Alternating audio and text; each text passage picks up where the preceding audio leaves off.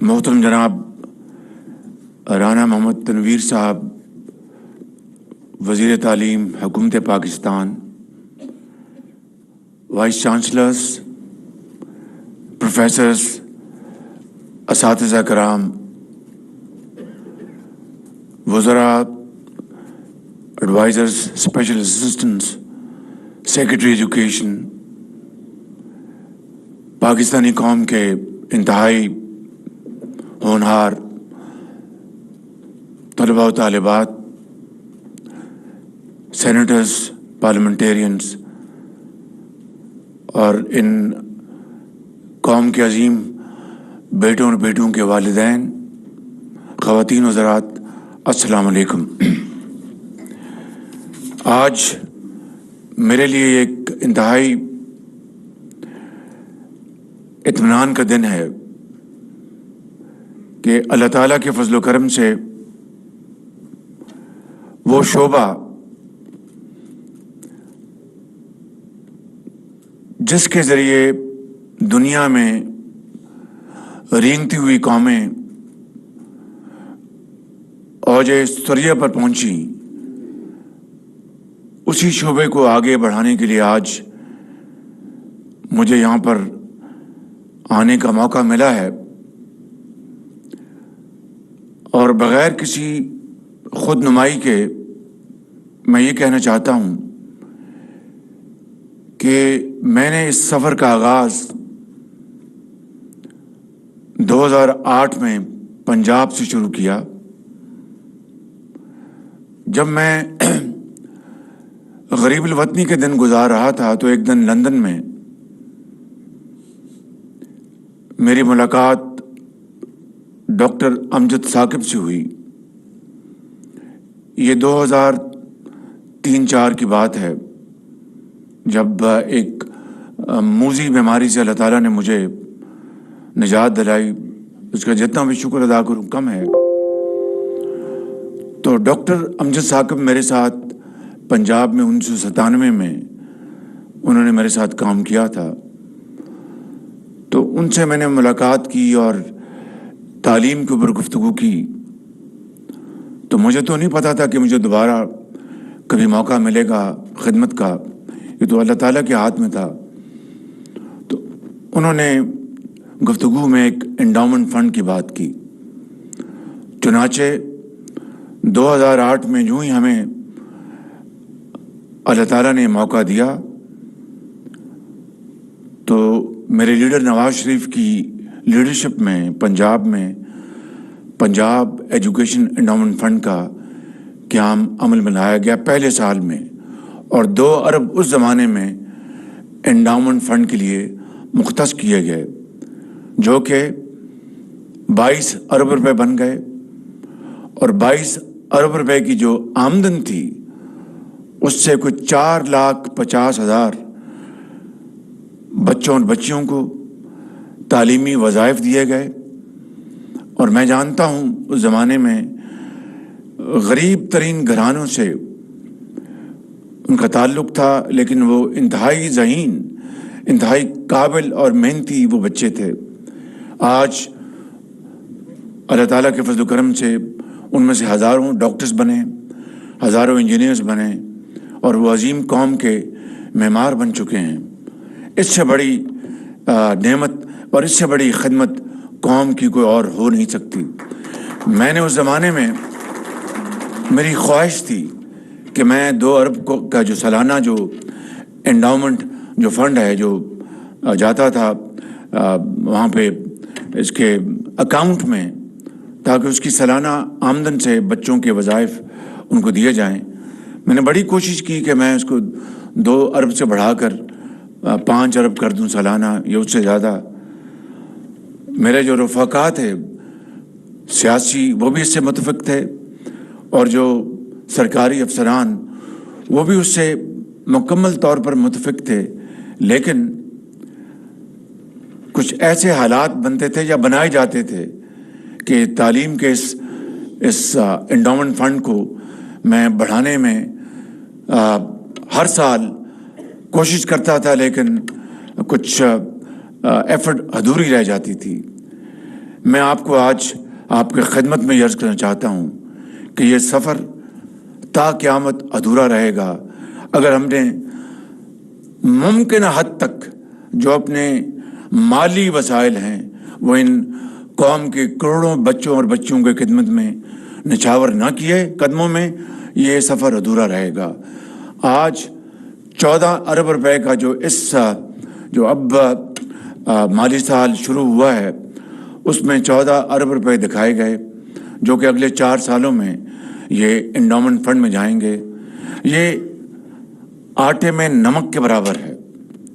چونکہ ہمارے مالی وسائل اور مالی مشکلات اتنی زیادہ ہیں، ہم صرف اس سال جس طرح بتایا کہ 3 ارب روپے اور 3 ارب روپے اس سال انڈومنٹ فنڈ میں نہیں جا رہے، اس لیے کہ اگر میں اس کو انڈومنٹ فنڈ میں ڈالتا تو پھر اس کی آمدن تو سال بعد ہونی تھی، یا میں بینک کو کہتا کہ مجھے ایڈوانس انکم دے دیں اور میں ان بچوں کو وظائف میں ان کے خدمت میں پیش کرتا، تو 2 طریقے تھے۔ وہ ایڈوانس دیتے تو وہ ظاہر ہے کہ وہ لون ہوتا، وہ اس کی آمدن جو ہوتی اس سے وہ کٹوتی ہوتی۔ میں اس تفصیل میں نہیں جانا چاہتا۔ ہم نے فیصلہ کیا کہ اس سال کے یہ 3 ارب روپیہ جو مختص ہے یہ سارے کا سارا ہم پاکستان بھر کے ان عظیم بچوں اور بچیوں کے وظائف ان کے حوالے کریں تاکہ وہ تعلیم کی زیور سے آراستہ پیراستہ ہوں اور پاکستان کے عظیم معمار بنیں، پاکستان کی شکل بدلیں، خوشحالی اور ترقی کا انقلاب لے کے آئیں۔ مگر میری دعا ہے کہ الیکشن کے بعد جو بھی حکومت آئے وہ 14 ارب نہیں، میں چاہوں گا کہ اگلے 10 سالوں میں وہ 140 ارب روپے مختص ہوں جو کہ ہم اپنے بچوں اور بچیوں کے لیے ہم ان کے حوالے کریں۔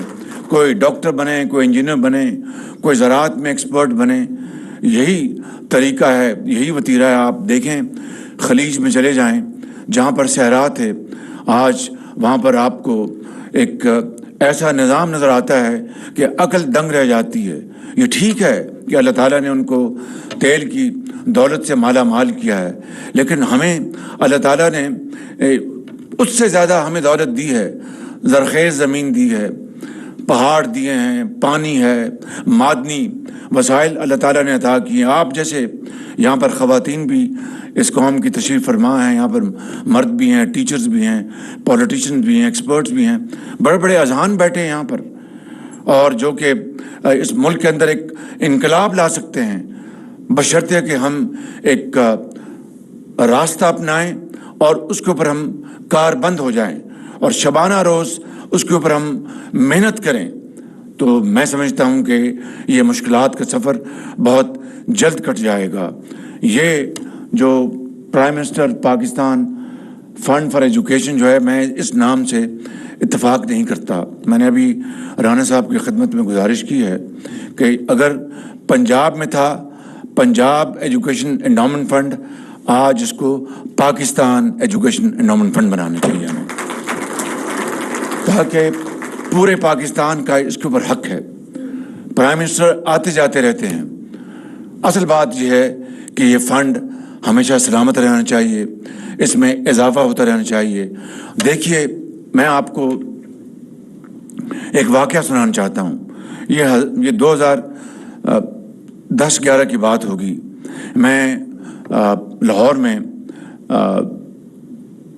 الحمرہ ہال تھا یا اقبال اکیڈمی تھی، مجھے اب یاد نہیں، وہاں پر ہم یہ بچوں اور بچیوں کو وظائف دے رہے تھے۔ تو ایک بیٹی آئی تو میں نے ان سے پوچھا، بیٹی آپ کا تعلق کہاں سے ہے؟ تو کہنے لگی کہ میں چکوال سے میرا تعلق ہے۔ تو میں نے کہا کہ آپ کے والد کیا کرتے ہیں؟ ان کا کہ وہ ان کا سایہ اٹھ چکا ہے۔ میں نے کہا والدہ آپ کی؟ کہ وہ بھی دنیا میں نہیں ہیں۔ تو میں نے کہا پھر کتنے بہن بھائی ہیں؟ وہ کہنے لگی کہ بڑا اس نے ضبط سے کام لیا، اس کی آنکھوں میں آنسو تھے لیکن بڑے اس نے صبر سے کام لیا۔ ان کا کہ میں وزیر اعلیٰ، ہم 4 بہن بھائی ہیں اور میں سب سے بڑی ہوں، اور میں تعلیم حاصل کر رہی ہوں، اور دوسرے میرے چھوٹے بھائی بہن وہ بھی اسکول میں جاتے ہیں۔ تو میں نے کہا کہ کس طرح گزر اوقات ہوتا ہے؟ کہ ہمارے چچا ہیں وہ ہمیں ہمارا خیال کرتے ہیں، لیکن میں نے کہا کیا کاروبار ان کا کوئی کاروبار نہیں. وہاں پر وہ گھاس پھوس کاٹتے ہیں اور بازار میں منڈی میں لا کے وہ بیچتے ہیں اور بڑی مشکل سے گزر رکاوٹ ہوتی ہے. یہ ہے، آپ اندازہ کریں کہ حالات، یعنی کہ زندگی کتنی تنگ تھی اس خاندان کے اوپر. اور یہ ایک بچی کا یہ معاملہ نہیں ہے، اس ملک میں اس طرح کی لاکھوں بچیاں ایسی ہیں پورے پاکستان میں جن کے اوپر زندگی تنگ ہے، لیکن ان کے جذبے اتنے جوان ہیں اور اتنا مصمم ارادہ ہے کہ وہ چاہتی ہیں کہ ہم تمام مشکلات کو چیرتے ہوئے ہم ڈاکٹرز بنیں، انجینئرز بنیں، اپنے خاندان کا نام روشن کریں اور پاکستان کا نام روشن کریں. میں سمجھتا ہوں کہ یہ نہ سیاست ہے نہ کوئی اور چیز ہے، یہ عبادت ہے کہ تعلیم کا فروغ. اور اس ملک کو، پاکستان کے طول و عرض میں، چاروں صوبوں میں، آزاد کشمیر میں، گلگت بلتستان میں، اگر ہم جو علاقے خاص طور پر جو ترقی کی دوڑ میں پیچھے ہیں، میں جناب وزیر صاحب کی خدمت میں عرض کروں گا کہ ان کے لیے آپ ان کو اسپیشل ان کو پر اٹینشن دیں، ان کے اوپر فوکس کریں، تاکہ میں جانتا ہوں قبائلی علاقے میں آپ جائیں. میں کل پشاور میں تھا، آج بھی مجھے قبائلی علاقے کے بچوں سے ملاقات کا موقع ملا. ایک نام میں نہیں لیتا، ان کے والد مزدوری کرتے ہیں اور وہ دیکھیں اپنا کتنے ایک فخر کے ساتھ اور ایک اعتماد کے ساتھ یہاں وہ بچہ کھڑا تھا اور تعلیم کے حصول کے لیے وہ ہر چیز کرنے کو تیار ہے، چاہے وہ رات کو اس کو ایک لالٹین کے نیچے پڑھنا پڑے یا جس طریقے سے بھی. تو اگر حکومت وقت اور اشرافیہ اور صاحب ثروت اور وہ لوگ جن کو اللہ تعالیٰ نے بے پناہ نعمتوں سے مالا مال کیا ہے، اگر وہ آگے نہیں بڑھیں گے اور ان کروڑوں بچوں اور بچیوں کا ہاتھ نہیں تھامیں گے، تو نہ اس دنیا میں نہ اگلے جہاں میں نہ میری معافی ہوگی نہ کسی اور کی معافی ہوگی. میں سمجھتا ہوں کہ آج یہ وقت ہے کہ ہم تعلیم کے اوپر پوری طرح ہم فوکس کریں، اور تعلیم جو ہے وہ جو کہ بامانی ہو، جس کی ریلیونس ہو آج کے زمانے میں، اور وہ ایک ٹیکنیکل ایجوکیشن ہے. آج تعلیم کے شعبے اتنے ترقی کر گئے ہیں کہ ذہن میں اس کو پوری طرح اس کی تصویر کشی ممکن نہیں ہے. آج انفارمیشن ٹیکنالوجی ہے، آج آرٹیفیشل انفارمیشن ہے، آج لوازمات ہیں، چاہے وہ زراعت لے لیں، چاہے وہ میڈیکل سائنس لے لیں، چاہے وہ کیمسٹری لے لیں، فزکس لے لیں. حتیٰ کہ آج زراعت جو ہے وہ جو ہوا میں جو آج کل بڑے ماڈرن گیجٹریز ہیں، ان کے ذریعے وہ زراعت ان کو نیچے سے وہ باقاعدہ تصویر کشی کرتے ہیں اور بتاتے ہیں کہ یہ جگہ ہے جہاں پر بیماری پھیل رہی ہے، اور صرف اسی جگہ کے اوپر وہ سپرے ہوتا ہے. وگرنہ جب یہ آلات نہیں تھے تو وہ سپرے کی قیمت بھی مہنگی اور پورے علاقے میں جو تندرست جو پودے ہیں ان کو بھی تباہ کر دیتے تھے. اسی طریقے سے آج کی جدید زراعت کے حالات بتاتے ہیں کہ فلاں جگہ پانی کی کمی ہے، وہاں پر وہ باقاعدہ میجرڈ وہاں پر پانی وہاں پر دیتے ہیں. تو اس طرح قومیں ترقی کرتی ہیں، اور یہی اصول جو ہے وہ زندگی کے ہر شعبے میں یہ عمل پیرا ہے. میں سمجھتا ہوں کہ آج کی اس محفل کے حوالے سے میں یہ آپ کو یقین دلاتا ہوں، ہماری حکومت کی مدت 14 اگست کو ختم ہو جائے گی. اس کے بعد جب بھی الیکشن اکتوبر میں نومبر میں جب بھی ہوتے ہیں، الیکشن کمیشن نے اس کا اعلان کرنا ہے. میری دعا ہے اور مجھے یقین آپ سب کی دعا ہے کہ جو بھی حکومت آئے عوام کے ووٹوں سے وہ تعلیم کو نمبر 1 پرائیورٹی دے، کہ اس کے بغیر اندھیرے رہیں گے، اس کے بغیر ملک آگے نہیں چلے گا. میں اس کے علاوہ رانا صاحب کو یہ گزارش کروں گا کہ ووکیشنل ٹریننگ کے اوپر، اسکل ڈیولپمنٹ کے اوپر آپ بھرپور توجہ دیں، اور انہی فنڈ میں سے مزید فنڈ میں انشاءاللہ جب اللہ تعالیٰ موقع دے گا، آج دعا کریں کہ ورلڈ بینک IMF کی آج میٹنگ ہے بورڈ کی، وہاں پر ہمارا جو IMF کا پروگرام جو ہے وہ آج اپروو ہو جائے. لیکن یہ کوئی میں بار بار یہی لفظ دہراؤں گا کہ یہ لمحہ فخریہ نہیں ہے، یہ لمحہ فکریہ ہے.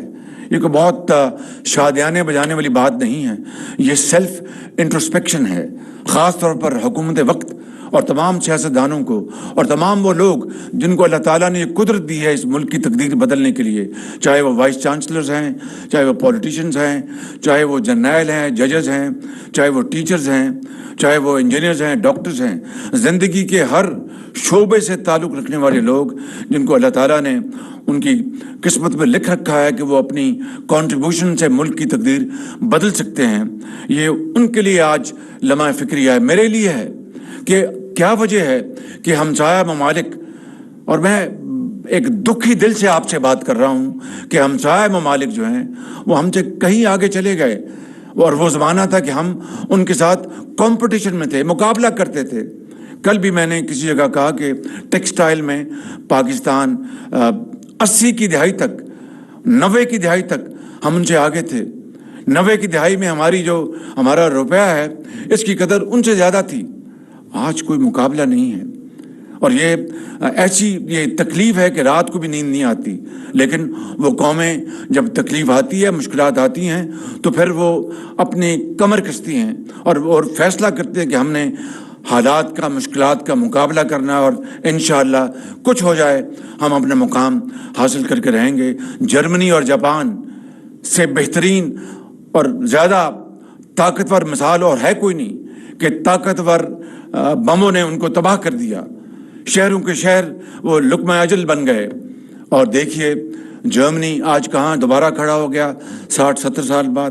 آپ اس کو جاپان کو دیکھیں، دوبارہ وہ دونوں ممالک آج دنیا کے ترقی پذیر ممالک میں ان کو شمار ہوتا ہے۔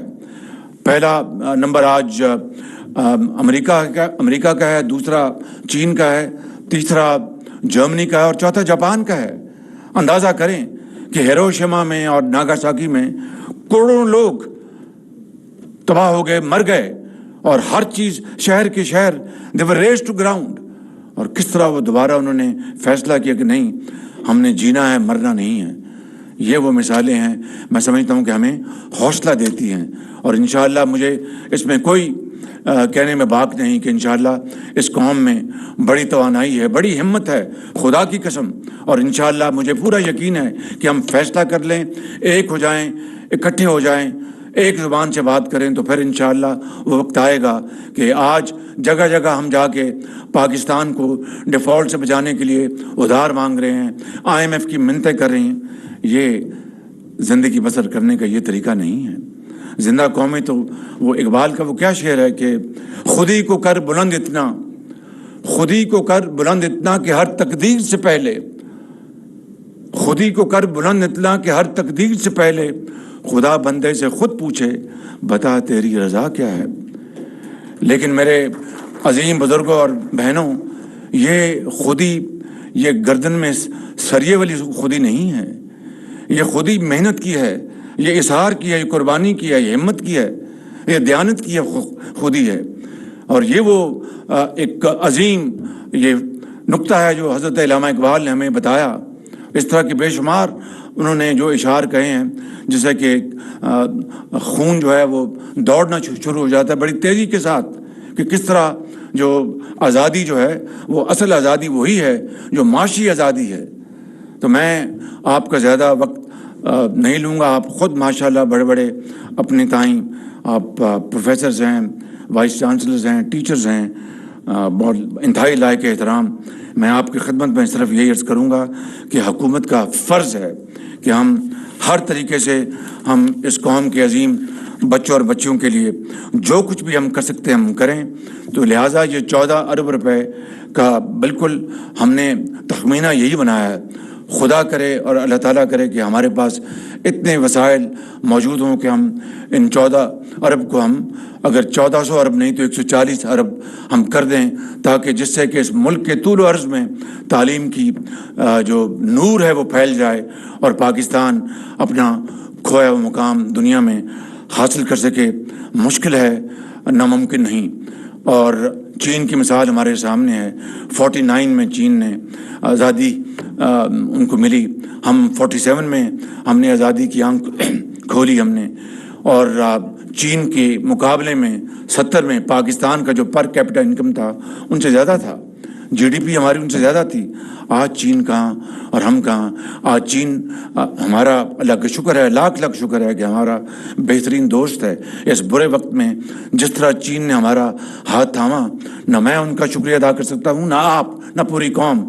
انہوں نے ایک دوست بن کر انہوں نے یہ خطرہ ان کو محسوس ہو گیا تھا کہ پاکستان بہت مشکلات میں اور ان کو بہت تنگی ہے. انہوں نے ہمیں پچھلے 3 مہینے میں انہوں نے $5 ارب انہوں نے ہمیں واپس کیا. اسی طریقے سے آپ نے دیکھا کہ سعودی عرب نے کل خزانے میں 2 ارب جمع کروایا. $1 ارب انشاءاللہ یو اے سے 1 آدھ دن میں پہنچ جائے گا. ہم ان کے بے پناہ شکر گزار ہیں اور میں ان کا شکریہ نہیں ادا کر سکتا اگر چاہوں بھی، کیونکہ انہوں نے پاکستانی قوم کے لیے جو محبت اور جو عقیدت دکھائی ہے وہ بے مثال ہے. لیکن میرے بزرگوں اور میرے بہنوں، یہ زندگی بسر کرنے کا طریقہ نہیں. ہمیں اس کو بدلنا ہوگا اور اسی طریقے سے بدل سکتے ہیں. راستہ یہی ہے تعلیم کا، جس میں زراعت بھی ہے، جس میں سائنس بھی ہے، جس میں ڈیولپمنٹ بھی ہے، ریسرچ بھی ہے، معدنیات. اب معدنیات کے اوپر میں آپ بات کروں تو بات بہت لمبی ہو جائے گی، بہت دور تلک چلی جائے گی. لیکن صرف اختصار کے ساتھ کہنا چاہتا ہوں کہ اربوں ڈالر کے معدنیات یہاں پر مدفن ہیں پاکستان میں، مگر بجائے کہ ہم ایکسپورٹ کر کے اور پاکستان کے طول عرض میں خوشحالی کا پیغام لاتے، ہم نے اربوں روپے جو قانونی فیسیں بھری ہیں. ہمارے خلاف جو مقدمے ہوئے باہر یورپ میں یا دوسری ممالک میں، ہم نے اربوں روپے قانونی فیسیں بھری ہیں. یہ غریب ملک، قرضوں پر جینے والا، ایک دھیلے کی ہم نے ابھی اس میں سے منافع کے طور پر کوئی چیز نہیں کمائی. تو قومیں کبھی اس طرح رہتی ہیں. جاپان وہ ملک ہے جو ہر چیز امپورٹ کرتا ہے دنیا میں، کوئی خام مال نہیں وہاں پر. جنوبی کوریا ہر چیز امپورٹ کرتا ہے، کوئی خام مال نہیں. لیکن وہ اپنے ذہنوں سے، اپنے نالج سے، اپنے ٹیکنیکل ایکسپرٹیز سے، تجربے سے وہ اس خام مال کو وہ کنورٹ کرتے ہیں فنش پروڈکٹس میں، اور اربہ ڈالر کی وہ ایکسپورٹ کرتے ہیں. ٹریلینز کی ان کی ایکسپورٹس ہے. یہ مثالیں ہمارے سامنے ہیں. لیکن 75 سال ہم مثالیں دیتے آئے، تقریریں کرتے آئے، مرثیے پڑھتے آئے، اشعار پڑھتے آئے، بڑی گرجدار آواز میں. ایک چیز کا فقدان رہا، وہ ہے عمل کا. نہ یہ نوری ہے نہ ناری ہے، عمل. اور عمل کے اوپر ہم آج کاربند ہو جائیں، فیصلہ کر لیں تو ہماری زندگی بدل جائے گی. یہ آنے والی نسلیں ہمیں دعائیں دیں گی، وگرنہ یہ ہمیں بد دعائیں دیں گی. میں بڑی بغیر کسی لیگلفٹی کے یہاں پر بات کرنا چاہتا ہوں کہ یہ سارا کچھ ہمارے ہاتھ میں اللہ تعالیٰ کے فضل و کرم سے. ہم اگر تقدیر کو ہم نے بدلنا ہے، خوشحالی کی طرف جانا ہے، تو کوئی رکاوٹ رہ نہیں سکتی. اور اگر اسی طرح مجبوری کی حالت میں ہمیں رہنا ہے اور مانگتے رہنا ہے تو یہ بھی ہمارا اپنا فیصلہ ہے، کسی اور کا فیصلہ نہیں ہے. آئیے آج اس عظیم محفل کی حوالے سے ہم یہ فیصلہ کریں اور یہ عہد کریں کہ ہم تعلیم کے شعبے کو ہم اتنی اس کو عروج دیں گے، فروغ دیں گے، تمام وسائل ہم نشاور کریں گے اور پاکستان کو عظیم بنائیں گے. میں آخر میں جناب وزیر تعلیم کا اور ان کے تمام ساتھیوں کا، ہماری جو پارلیمنٹیرینز ہیں وہ اس بارے میں بڑی کمٹمنٹ سے کام کر رہے ہیں، اور تمام ہمارے جو سرکاری افسران ہیں، سیکرٹری ایجوکیشن اور دوسرے جو یہاں پر ہمارے انتہائی قابل احترام ٹیچرز بیٹھے ہیں، پروفیسرز، میں آپ سب کا شکریہ ادا کرتا ہوں.